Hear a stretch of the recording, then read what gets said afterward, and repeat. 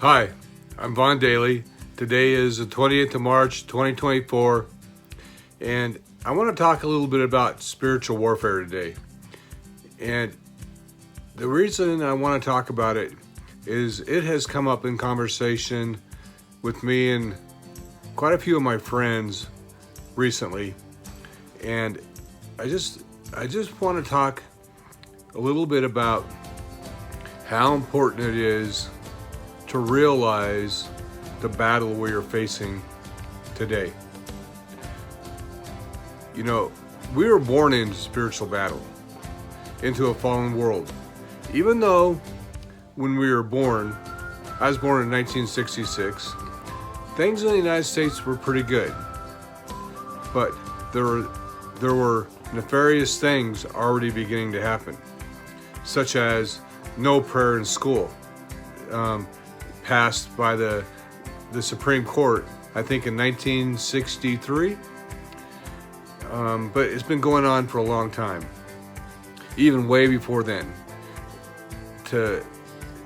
Because, I mean, really, spiritual warfare is Satan trying to take control of souls, right? That's where evil resides in him. And he attacks God's creation because he can't attack God. So it's very important to know where we are in the battle today, because right now, today, anybody that pays attention at all to current events in our country, in our state, in our county, and not only our country, state, and county, but around the world, things are pretty in your face. Things that used to be shunned or behind closed doors or done in secret are now being done openly.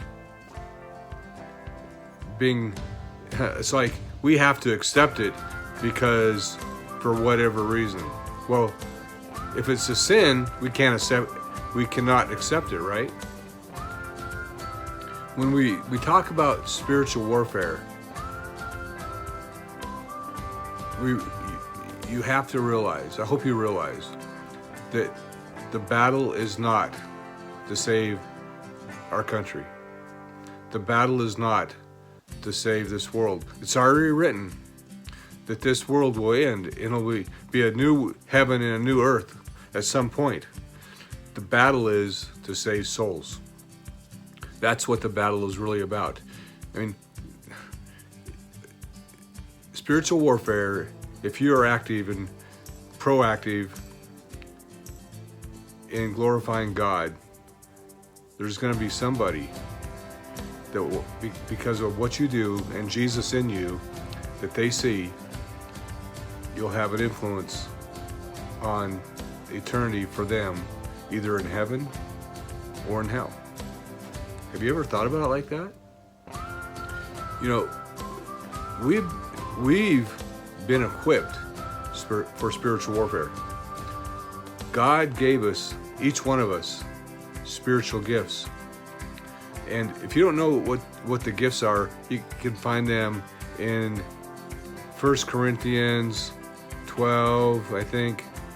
And it taught like 9 through 12 or something. But it'll talk about the nine spiritual gifts God has given us. Either 1, 2, 3, or all 9 of them. Each individual is different. And we've been equipped to fight and be victorious in this battle. Victorious in snagging souls, helping snag souls out of the quagmire and Satan's grasp and bring them in to God's realm, expanding the kingdom of heaven. Very important, especially if you're the person that used to follow Satan. Now you know the truth and join the kingdom of heaven, accept God, accept Jesus as your personal Savior.